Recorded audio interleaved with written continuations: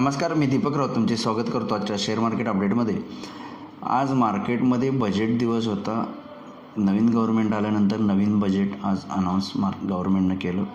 मार्केटसाठी तसं निगेटिव्ह म्हणता येईल, कारण मार्केटमध्ये संपूर्ण टॅक्सेशन वाढवलेले आहेत. Short term capital gain tax 15% 20%, long term capital gain tax 10% 12.5% आणि फ्युचर अँड ऑप्शन्समध्ये स्पेक्युलेशन वाढलं आहे. त्यामुळे त्याच्यामध्ये STT वाढवला आहे 0.01 0.02. त्याचा रिटेल ट्रेडरला काय फारसा फरक पडणार नाही. ऑप्शन्सवर 2-4 रुपये एक्सेस खर्च वाढेल, पण जे मोठे हाय फ्रिक्वेन्सी ट्रेड्स होतात, जे 2, 5, 10 पैशांमध्ये ट्रेड करत असतात, त्यांना तो फटका बसेल आणि त्यावर तो अंकुश बसेल. त्यामुळं रिटेल ट्रेडरचं नुकसान होत होतं हाय फ्रिक्वेन्सी ट्रेड्समुळं. त्यामुळे रिटेल ट्रेडरसाठी ती थोडी चांगली गोष्ट राहिली. पण ओव्हरऑल मार्केटसाठी टॅक्सेशन वाढणं हे थोडं निगेटिव्ह आहे. पण मार्केटनं मात्र निगेटिव्ह ज्यावेळी अनाऊन्समेंट आली त्यावेळी घेतलं काही 5-10 मिनटासाठी. पण ॲज युजल मार्केट ज्या पद्धतीनं रिकवर होते लोअर लेवलवरून, DIs खरेदी करतात, एव्हाना शॉर्ट कवरिंग येते, ते आपल्याला येताना बघायला मिळालं. आणि मार्केटला जशी डीप आली, मार्केटमध्ये जे काही शॉर्ट्स होते ते रिकवर होताना आपल्याला बघायला मिळालं. परत पुन्हा निफ्टी जो आहे तो 24,500च्या आसपास येऊन बंद झाला. गेले कित्येक दिवस मार्केट जे आहे ते 24,500, 600, 400 या रेंजमध्ये आहे.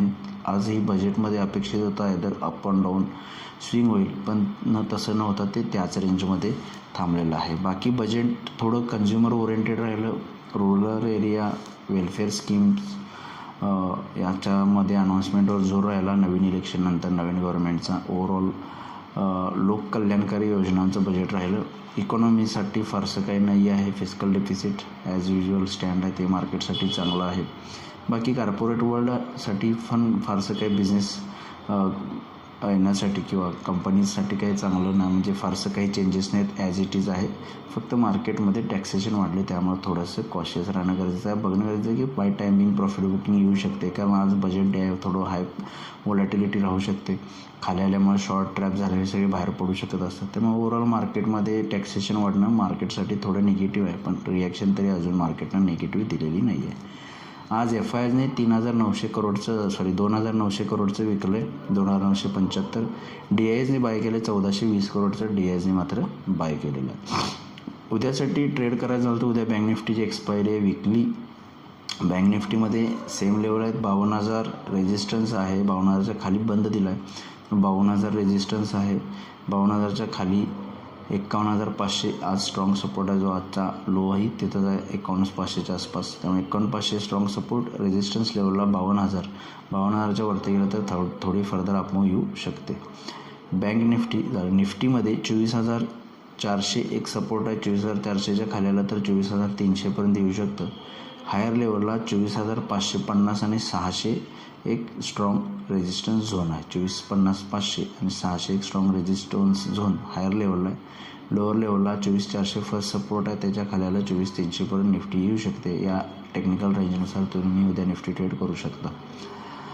ओव्हरऑल नॉर्मल ट्रेडिंग उद्यापासून बजेट गेलेलं, इव्हेंट्स गेलेले आहेत, त्यामुळे मला वाटतं फारसं काही आता मार्केटचं कॉर्पोरेट अर्निंग्सकडे लक्ष असेल आणि market as usual regular trading उद्यापासून करू शकते. त्यामुळे या लेवल्सनुसार तुम्ही उद्या ट्रेड करू शकता.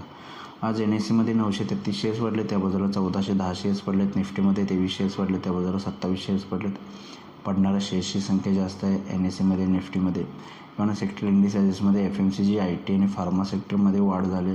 त्या बाजूला बँक्स, ऑइल अँड गॅस आणि मेटल सेक्टरमध्ये पडझड झालेली आपल्याला बघायला मिळते. ग्लोबल मार्केटचा आढावा घ्यायचा झाला तर युरोपियन मार्केट्स मिक्स आहेत, फारसे तिथेही काही क्यूज आहेत. 20 पॉईंट प्लस मायनस आहेत.